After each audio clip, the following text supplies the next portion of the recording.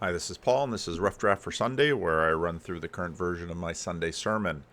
You notice there wasn't a rough draft last week. Just by the end of Friday, I was sort of out of time and out of energy, and I actually had recorded a rough draft, but I was so unhappy with the status of my sermon at that point and I knew I needed another ending, and so I just didn't post it at all.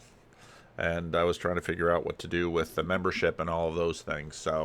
But back on track this week with another rough draft. And again, these are always rough drafts. They always change between now and Sunday. And if you're curious about what I did with it on Sunday, you can always go to the church channel. The link is in the notes below to see what actually happened on Sunday. Now, the sound recording of the Sunday sermons is not up to this quality. I don't have a nice mic in front of me like I have here in my own little office studio. So enough jibber jabber, onto the rough draft. The church is not a book or an image in your imagination. The church is not a book or an image in your imagination inspired by a book.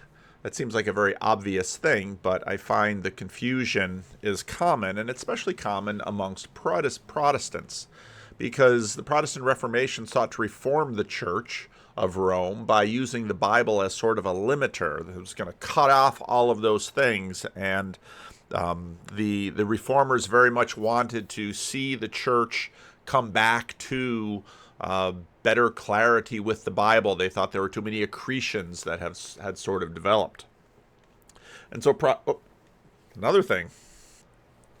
So part of what happened in the Protestant Reformation was that Protestants were always trying to measure the church by the Bible. And sort of a normal process would be, well, we're measuring the church by the Bible. In order to sort of understand what the Bible is saying, we have to have this sort of an image of the church from the Bible, and we have this living reality here. And so we're going to try to compare and adjust in order to get it right. And in many ways, it's the heart of the Protestant Reformation.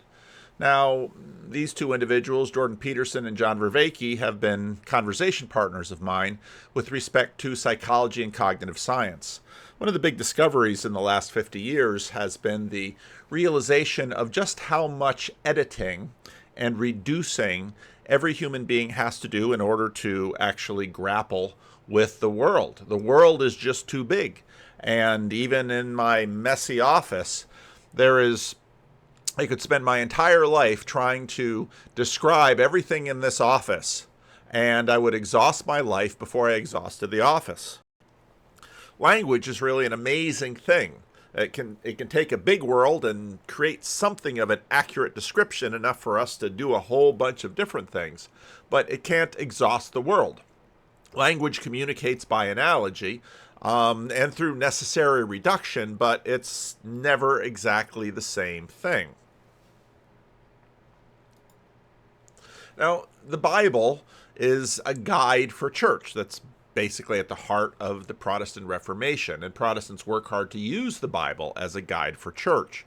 Roman Catholics and Orthodox tend to bring other guides in. You have apostolic succession, you have tradition, and they try to use other writings, but the whole thing is quite a complex endeavor. It's a never-ending challenge.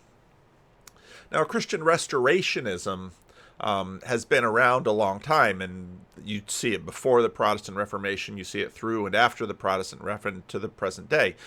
People are always trying to sort of restore the church to its first century way. I remember the early days of the Seeker movement, and Bill Hybels and Willow Creek. They kept talking about a first century church, a first century church.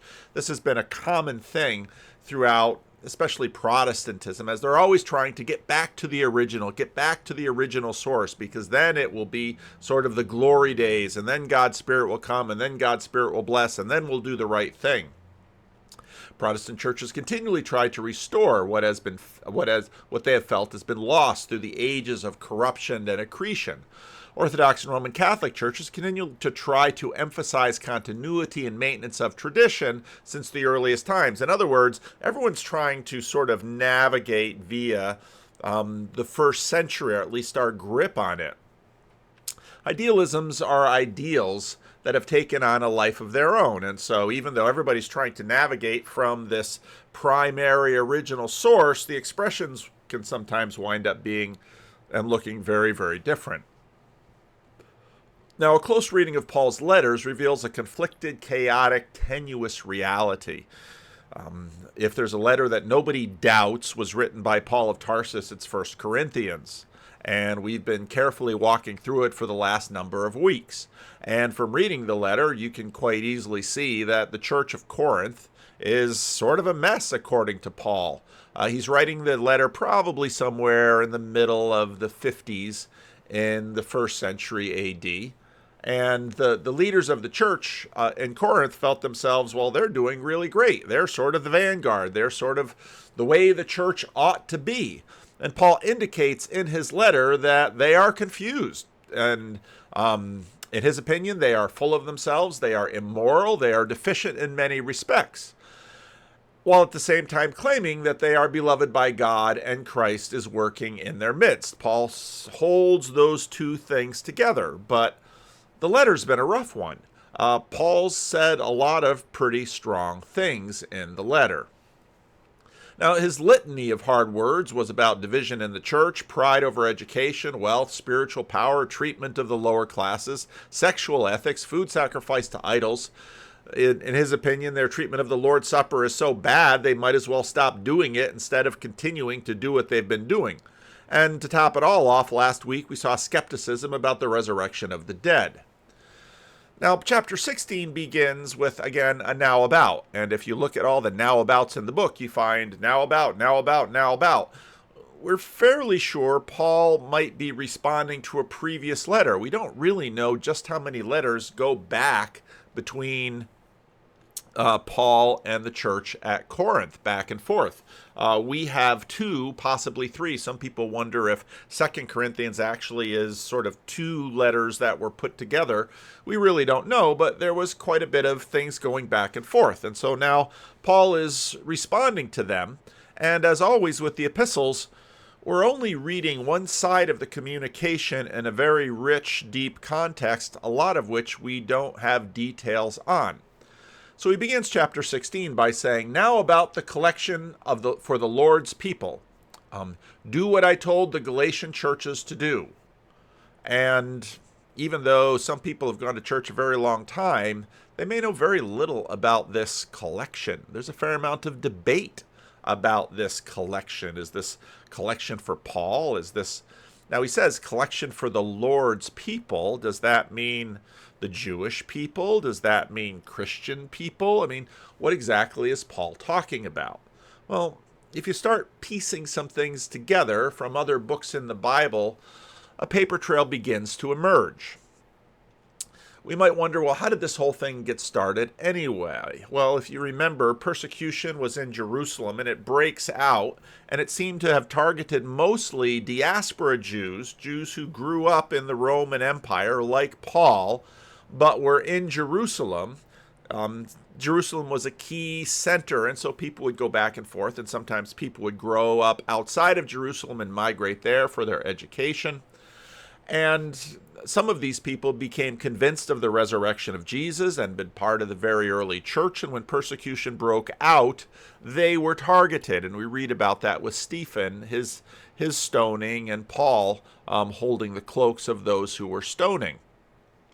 So they were the target, and they go out from Jerusalem. And, there are a number of stories about Philip, the deacon, who goes out and some of the things that happens. But probably a good many people went out, and they went out to the places that they had come from. And one of those places is Antioch in Syria, sometimes called Syrian Antioch.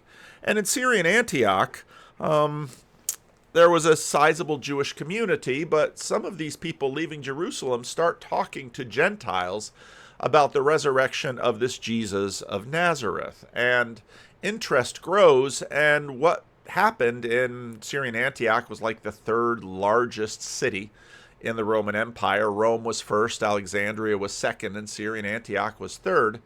And this little group starts to form. And then word gets back to the Jewish apostles in Jerusalem that there's a group up there meeting, and they're all Gentiles, and we don't quite know what to do with them.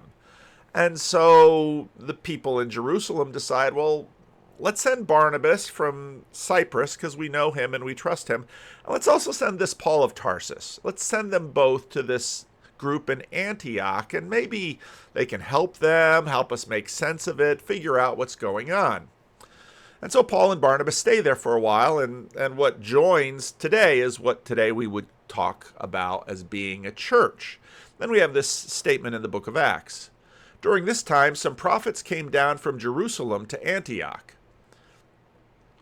One of them, named Agabus, stood up and through the Spirit predicted that a severe famine would spread over the entire Roman world. This happened during the reign of Claudius. So in other words, prophecy was happening in these churches, and well, one guy had left Jerusalem. Could it be one of these diaspora Jews? We're really not quite sure, but his name was Agabus, and he makes this prophecy, and well, everybody remembers Joseph and the prophecy in Egypt about fat years and lean years, but now the empire is quite a bit more spread out, and so is this going to be a generalized famine, a localized famine? So much of the empire gets their grain from North Africa and Egypt. What's going on? We don't know. But out of that comes a plan. The disciples, as each was able, decided to provide help for the brothers and sisters living in Judea. Now, this is key, because these are Gentiles in Antioch, maybe a few Jews among them, but they very much feel like Peter, James, and John. Now, this is a different James I'm mentioning. That's James, the brother of Jesus, Peter, the first, the preeminent disciple, and John, the beloved disciple, that these are brothers and sisters. And, well, that's interesting. And they're going to help as if they're a family. But these are Gentiles helping Jews. So this they did, sending their gifts to the elders by Barnabas and Saul. Now notice that Saul is Paul, and a few times in Acts the name switches, and that causes scholars a lot of drama. Well, what do we mean there? But perhaps they're emphasizing his Jewishness, using his Jewish name instead of his Greek name. And so Barnabas and Paul, take this gift from the church at Antioch and bring it down to Jerusalem. Well, what's the gift for? Well, the gift is for, when there's a famine, it doesn't mean that nobody eats anything. What it means is that price for food goes up. And so poorer people in particular are impacted by the famine. And so this church sends money to the church in Jerusalem to help with their poor. Now, this isn't something that would seem totally strange to us. A couple other little details. For the most part, Jerusalem, although very important in terms of our imagination, because we read the Bible and everything sort of centers on Jerusalem, Jerusalem is not a wealthy place, and Judea is not a wealthy place. The rest of the empire, Syrian Antioch, is a far wealthier place. It would be sort of like if there was an American group that had their center somewhere in upstate New York, where they're in a Rust Belt area and the economy isn't any good, and people heard that they were struggling there, and so money came in from San Francisco and Los Angeles and New York, where there was big money, to help those people who didn't have much money. And now there are a few things going on here. You have Gentiles calling Jews brothers. This is new. Now, part of what had happened was that Paul was named by the Galilean Jewish leadership. Here they're named James, that's Jesus' brother, Cephas, that's Peter, and John. And he was told to go shepherd, we talked about that before, go shepherd that group in Antioch. And, well, James, Cephas, and John, those esteemed pillars, gave me and Barnabas the right hand of fellowship when they recognized the grace given to me. And they agreed that we should go to the Gentiles and they to the circumcised. In other words, James, Peter, and John would minister among the Jewish believers, and Paul and Barnabas would minister among the Gentile believers. All they asked that we should continue to remember the poor, the very thing I'd been eager to do. So here again we have this other mention that, well, there's money in Los Angeles and San Francisco and New York, and there's not as much money in some of these places and other back of the woods like Jerusalem, at least back of the woods for the Gentiles. Economically not flourishing. And so Paul was very committed to doing this and, said this is something I very much wanted to do. Now, at the end of the book of Romans, which comes later, which is written later than the book of 1 Corinthians, we see another citing of this collection. And we get some reason and some motivation for it. Paul had a sense of indebtedness of the Gentiles to the Jews who had birthed this church of Jesus followers. Salvation is from the Jews, Paul says. The Jews got this started. Jesus was a Jew. Paul was a Jew. All of these people coming out of Jerusalem were diaspora Jews, and that's how this thing started. So there's sort of a debt of gratitude that these Gentiles owe to the Jews. And this comes at the end of the book of Romans. Now, however, I am on my way to Jerusalem in the service of the Lord's people there. Notice again the Lord's people. We saw that in 1 Corinthians, the Lord's people. For Macedonia and Achaia were pleased to make contributions for the poor among the Lord's people in Jerusalem.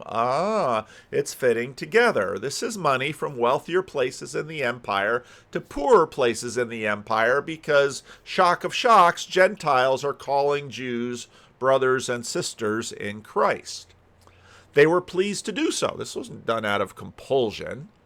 And indeed, they owe it to them. Well, that's interesting.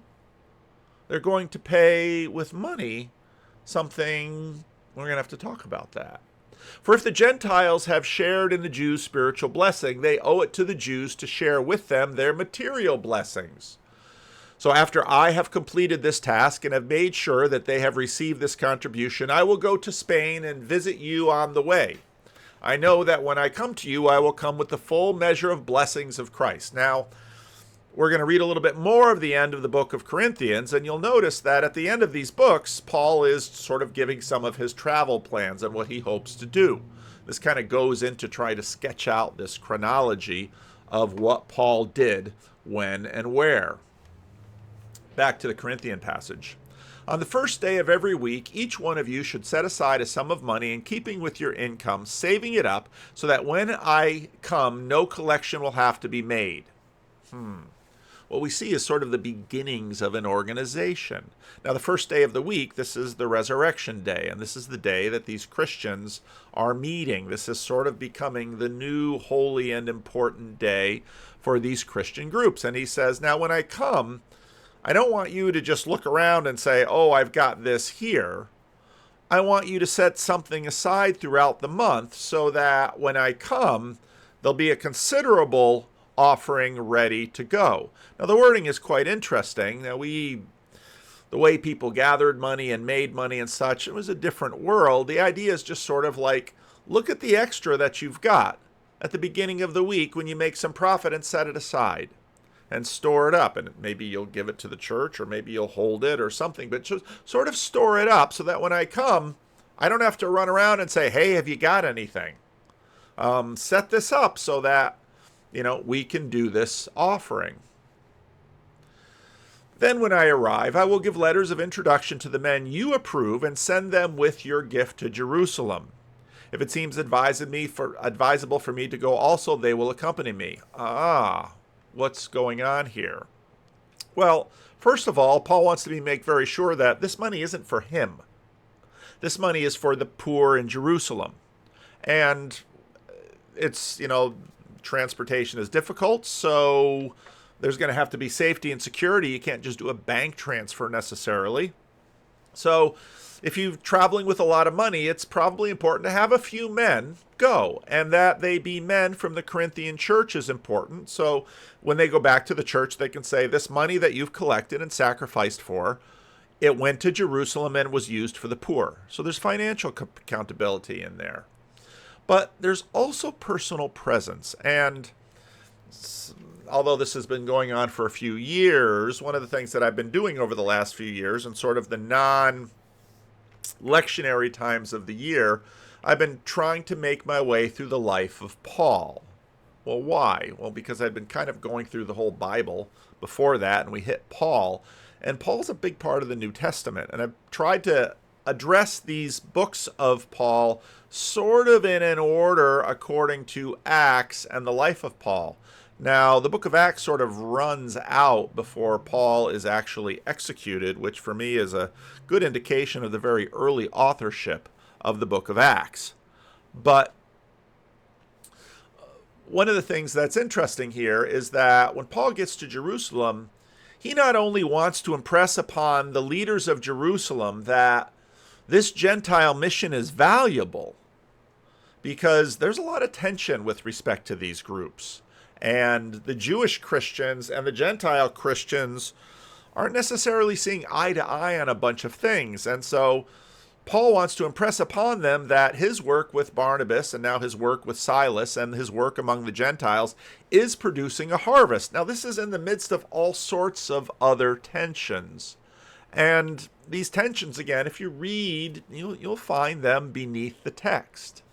And so Paul is saying, okay, everything's on the up and up here. This money isn't for me. This money is for the poor in Jerusalem. And you'll send people to deliver it, and they'll hold an account. And if you need my help, I'll send letters of recommendation so people will know who you are. And if you really need me to, I'll go with them. And you'll get to that later in the book of Acts. And it goes some interesting ways. Now, why money? Well, gifts are expression of gratitude. It's a very common way of cementing relationships between individuals and groups of individuals. Gift giving is about as old as anything in humanity. And even though it's something that we're sort of familiar with, it's, if you really want to make an impression on someone, give them a gift. And the bigger the gift, usually the bigger the sacrifice. And the bigger the sacrifice, the bigger the impression. And so Paul's trying to make the point, we want you to see the value of this. I just did the question and answer. And I made the point that, so Living Stones shares me with the internet. And I wouldn't be at all surprised if Living Stones, would say one day, well, I'd be surprised if Living Stones did it, but if I was in another church, many churches would say, Paul, you're spending way too much time with randos on the internet. You need to be focusing on our people here. We pay you to do the work here. Okay, fair enough. Good point. But part of what has impressed the people of Living Stones is that the people who listen to these videos have been donating money to Living Stones. And our parking lot was paved at least halfway from donations from people out there on the internet, some of them very sizable donations. And suddenly Living Stones is like, Paul, keep doing that internet thing. That seems to be working. And they don't watch the videos. They don't know most of you people. And then, of course, people come into church and they visit, and the people at church are like, who are these people? Well, I saw Paul on YouTube. Oh. So in other words, this gift giving works at a lot of levels. And Paul sees this use of money as being absolutely fitting. The Jews have served the world, and the Gentiles should be grateful. And so this collection, these contributions, are in order. But remember the rest of the book. This has been a hard book. This has not been a request for a donation letter. Oh, Corinth, you're such a wonderful church. You're so spiritual. You're so well educated. Won't you help the poor people of Jerusalem? You're so wonderful. Just be kind. This is a letter where Paul just rakes them over the coals. And at the end of the letter, he says, oh, by the way, have the collection ready.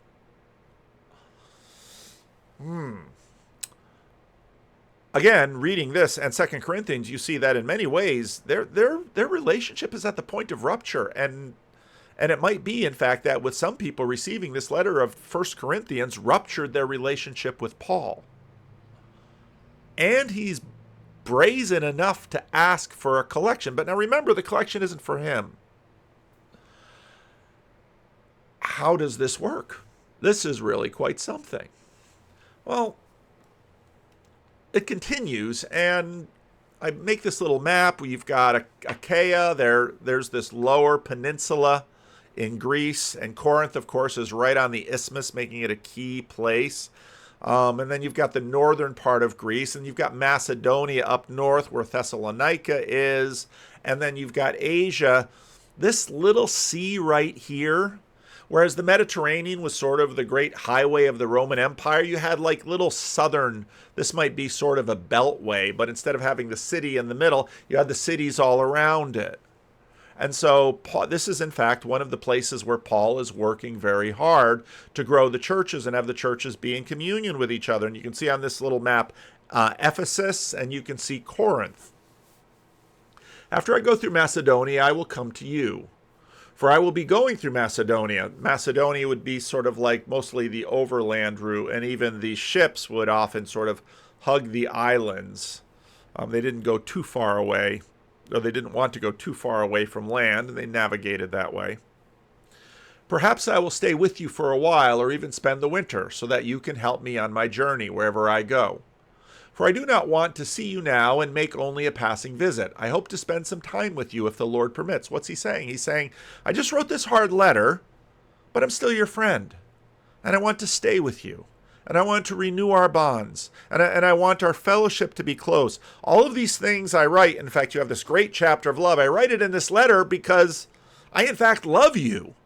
That's why I write these hard things. If I didn't love you, I frankly wouldn't care so much. But I love you. And so I'm coming. But I will stay at Ephesus, that's where he is currently, until Pentecost. Because a great door for effective work has opened to me.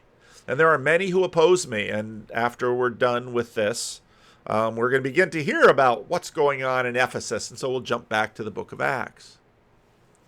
When Timothy comes, see to it that he has nothing to fear while he is with you. Here you get a little sense of what's happening.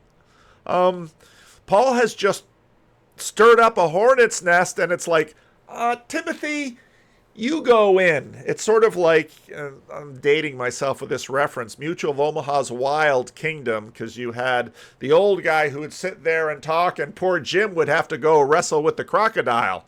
And when Timothy comes, be nice to him. No one then should treat him with contempt, even though I've kicked the hornet's nest. Send him on his way in peace so that he may return to me. So, it could very well be that, these letters are getting passed by hand. People are moving around. They don't just put it in the post office or send out an email. Someone is coming down with the letter. I'm expecting him along with the brothers. In other words, people are traveling, and that's how this mail goes on this little circuit. Timothy is Paul's young assistant, and he's clearly concerned how Timothy will fare when he deals with these knotty pastoral challenges. So he tells them, well, treat Timothy well. And, they might have kicked back and said, well, treat us better. I mean, this is a conflict. This is tension. And some people, when they join a church, they think, well, churches should be peace and love. Yeah. But most of the time, churches get into family fights. Some of you have been watching the CRC Synod. Now about our brother Apollos. I strongly urged him to go out to you with the brothers. See, people are traveling, and he's going to go with them. He was quite unwilling to go now, but he will go when he has the opportunity. Now, you have to go all the way to the beginning of the book because, remember, there are divisions and rivalries. Some people are Team Apollos, and some people are Team Paul, and some people are Team Peter, and some people are trying to trump everybody, saying, oh, you're Paul, Peter, Apollos. I'm Team Jesus. Ha ha! And, of course, Paul deals with that earlier in the letter. Now, Paul doesn't act like Apollos is a rival. Apparently, one of the letters that Paul has received from them says, yeah, we really liked Apollo. Could you send him back? And Paul doesn't feel sort of threatened by this. Paul doesn't sit down with Apollos and say, well, let's make sure we're both on the same page. Maybe he did, maybe he didn't. I don't know. He has confidence, and he says, I'm going to urge him to come back because you can use his help. This isn't about Paul. That's been the point of the earlier chapters. This is about Christ. And so, no, I want Apollos to come, and when he's ready, he'll come. And then the last words, be on your guard, stand firm in the faith, be courageous, be strong. Do everything in love. Remember chapter 13? You know that the household of Stephanus were the first converts in Achaia. Remember that map that's down there? And they were devoted themselves to the service of the Lord's people. Who are the Lord's people? Oh, those Jews back in Jerusalem. And all of the people in the church. This sacrificial way of serving, this agape, the first Christians acted like that. Remember them? So even the second generation Corinthians had their own glory early days. Almost every group has that. I urge you, brothers and sisters, to submit to such people and to everyone who joins in the work and labors at it. In other words, just like he said throughout the book, esteem those who give themselves to the work of the Lord. That's what you should be looking for. Not all these status games, not all these other games you're playing between each other. This is where your focus should be. I was glad when Stephanus, Fortunatus, and Achaicus arrived because they have supplied what was lacking from you. That's interesting. They maybe brought Paul a gift and maybe helped him out. Again, you get the sense that people are traveling around, and that's sort of how this network that is going on is created and maintained, and that's how the letters are going back and forth. For they refreshed my spirit and yours also. Such men deserve recognition. In other words, these were good guys, and they helped me, and they're helping you, and they're going around, so give them the welcome they deserve. And again, don't kick poor Timothy because of what I wrote.